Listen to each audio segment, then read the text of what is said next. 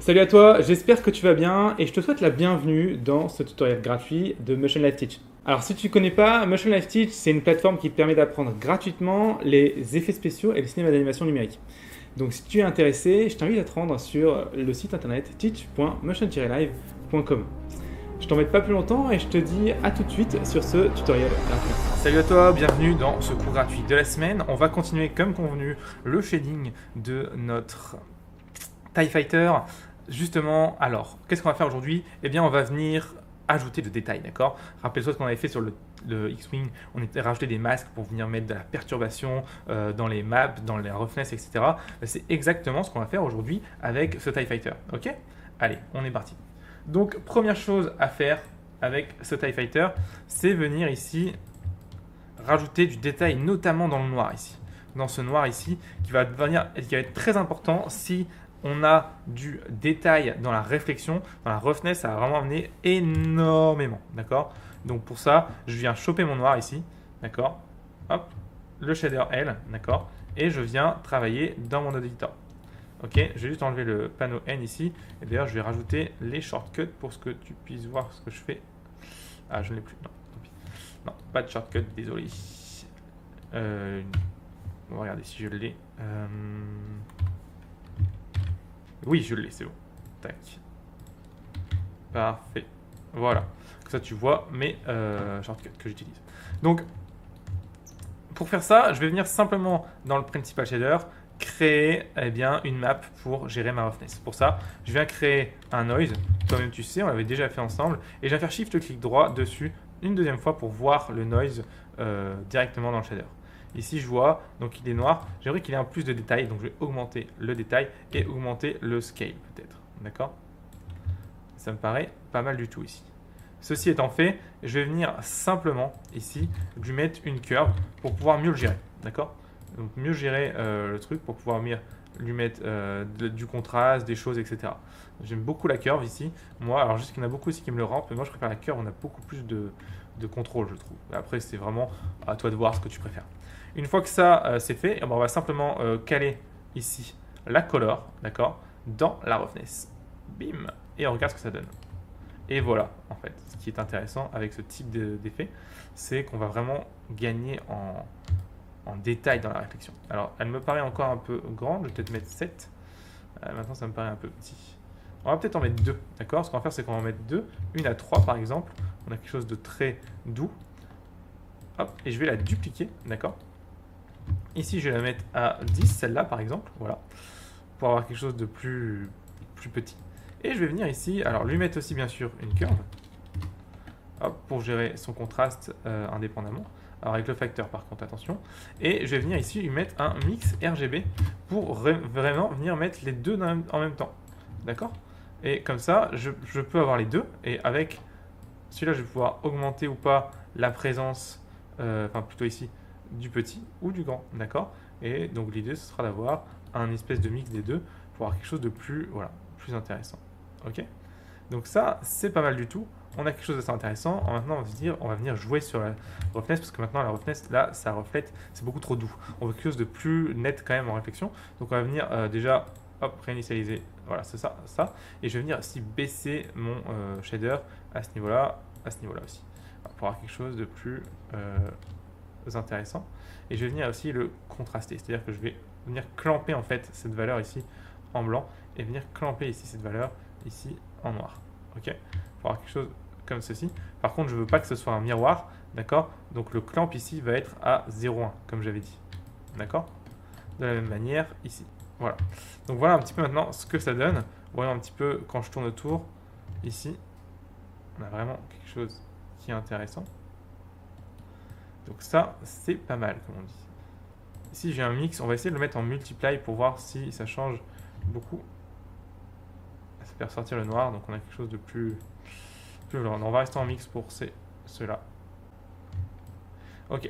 Alors maintenant, notre shader, c'est très bien, mais il manque quand même de détails dans le sens où ce métal, il n'est pas lisse en fait. Hein. Donc là, il fait brosser en fait. Mais il fait brosser sur certains éléments. Et d'ailleurs, je vais rechanger le mix. Voilà, quelque chose plutôt comme ça. Donc il fait brosser sur certains éléments. Moi j'aimerais qu'il soit vraiment granuleux, qu'on ait un espèce de matière dans le métal qui fait que c'est pas lisse, ok. Donc pour faire ça, on va venir mettre un noise en bump, ok. Rappelez-vous du bump, ça nous permet de faire une fausse impression de volume. Comment je fais ça? Eh bien je recrée un noise ici, et par contre ce noise, je vais venir le mettre beaucoup plus petit. Style genre 500, voilà. D'accord? Alors quelque chose comme ça, en facteur, et un détail à 0. Ok, donc l'idée c'est d'avoir juste des petits points comme ça. Hop, donc on a ça. Et en fait, on va venir mettre ça en bump. Donc pour ça, on va créer un nœud de bump ici, tout simplement. D'accord. Vous venez glisser le facteur dans la height ici et le normal dans la normale. Voilà un petit peu ce que donne un bump. D'accord. C'est très bizarre. Ça vous permet de vous comprendre un petit peu dans quelle direction ça va. Si vous avez quelques notions de normal. Sinon, c'est pas grave. Malheureusement, je ne pourrais pas m'attarder sur ce concept-là aujourd'hui. Donc, voilà un petit peu le bump, je vais regarder ce que ça donne dans mon principal et voilà un petit peu ce que ça fait. Ça donne quelque chose de beaucoup plus granuleux, sauf que comme c'est tellement granuleux que là on voit plus rien. Pourquoi? Parce que le bump est beaucoup trop fort. Donc ici le strength on va le mettre à 0,1 et on va venir mettre la distance à 0,1 aussi. Voilà un petit peu ce que ça donne et vous voyez que là tout de suite on a quelque chose de beaucoup plus palpable dans le métal, même si je le trouve un peu petit peut-être le mettre à 450. 450 c'est un peu gros, non mais 650 c'était pas mal. Et quand on zoome dessus... c'est pas mal. La distance... Ouais, ça vraiment d'avoir quelque chose... Ouais, point 1, c'était bien de loin. Finalement, ça... Voilà. Donc là, on a quelque chose de beaucoup plus réaliste dans le relief de notre métal. On va aller encore un peu plus loin. On va rajouter des rayures à ce métal. Parce que pour l'instant, notre métal, il est hyper uniforme dans son délire. Donc pour rajouter des rayures à notre métal, on va rajouter une texture, c'est pour ça qu'on s'est embêté quand même à faire les UV. Donc pour ça, je vais venir simplement cliquer sur Add, juste CTRL T. Ça va me créer... Ah non, ça marche pas. Ça ne marche pas. Ici, je fais CTRL T. Non, ça ne marche pas non plus. On va venir créer une image comme des grands tout seul. Donc vous faites image et vous allez chercher image texture. Dans cette image texture, vous faites CTRL T pour activer le mapping, d'accord. Encore une fois, cette option ne marche que si vous avez activé le node Wrangler dans vos plugins. Donc je rappelle, node Wrangler ici et vous cochez. Hop, l'image ici, on va venir l'ouvrir. Donc j'ai une image assez sympa de rayure que évidemment je mettrai dans le projet. Dans footage, ici, texture. Sinon, bien sûr, le mieux c'est si vous pouvez utiliser vos textures à vous. Vous allez voir, ça va amener quelque chose tout de suite. Que vous pouvez prendre en photo ou même choper sur internet. Celle-ci est pas mal. Hop.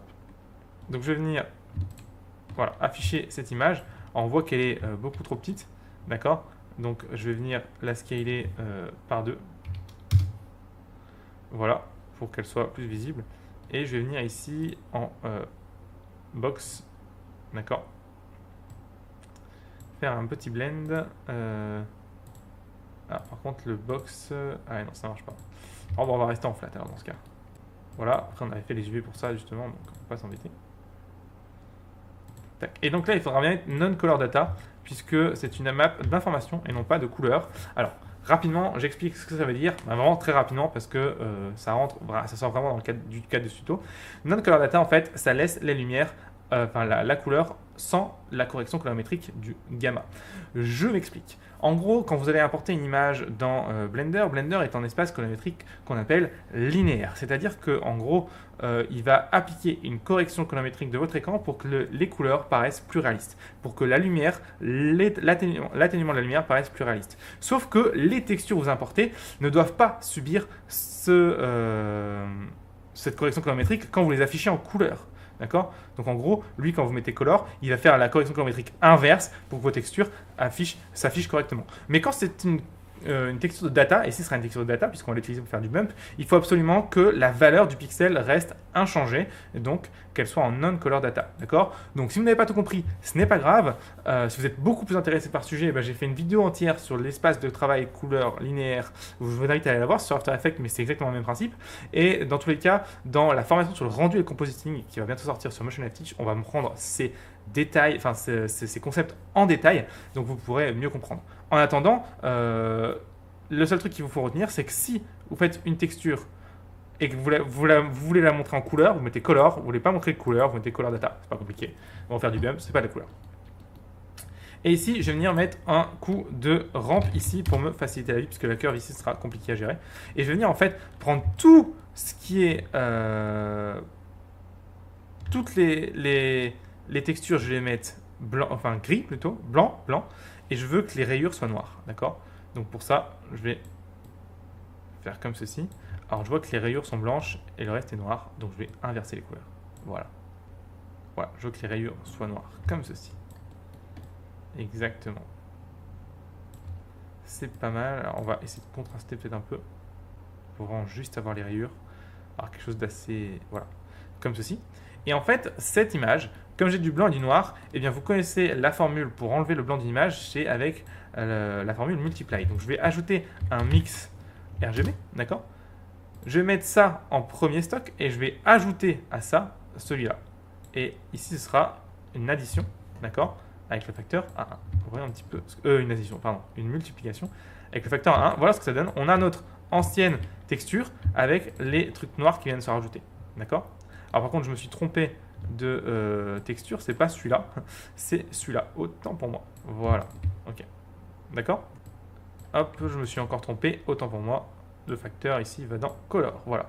Donc vous avez votre bump avec les rayures qui viennent l'écraser ici. Vous voyez un peu ce que ça donne. Maintenant dans le bump, on voit, là on voit pas grand chose.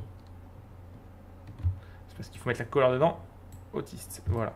On voit dans le bump ici les rayures qui viennent s'écraser dedans. Vous voyez? Bim. Vous voyez un peu ce que ça donne maintenant en shader. Voilà. Ça, c'est intéressant. D'accord? Alors je les trouve un peu fortes, donc je vais venir baisser un petit peu le multiply ici. Si je le mets à 0, elles disparaissent. Donc hop, voilà. Quelque chose comme ça, c'est pas mal. Ok? Donc voilà pour le réalisme de ce premier shader. Vous avez vu, c'est pas compliqué. Donc on va attaquer les deuxièmes shaders dans le prochain cours, puisque là ça fait quand même presque 12 minutes que je vous parle. Donc je vous dis merci d'avoir suivi ce cours. Vous avez vu un petit peu comment créer un shader rapidement assez réaliste. Donc ça c'est top. Et on voit ça, enfin on va adapter ce phénomène aux deux autres shaders dans le cours d'après, donc la semaine prochaine, pour avoir terminé notre shading de notre X-Wing. Ok?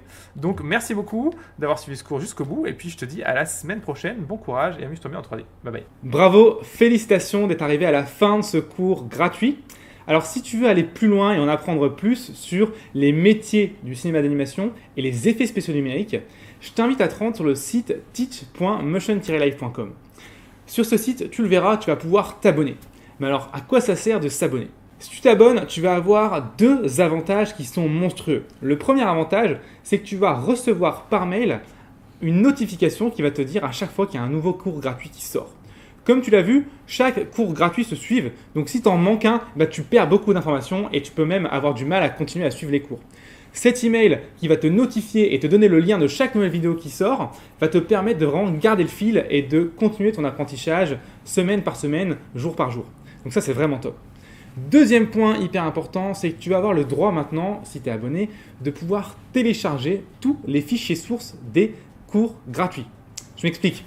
Imaginons que tu fais un cours gratuit sur YouTube ou sur notre site teach.motion-live.com et tu te rends compte qu'il y a un problème dans ta scène.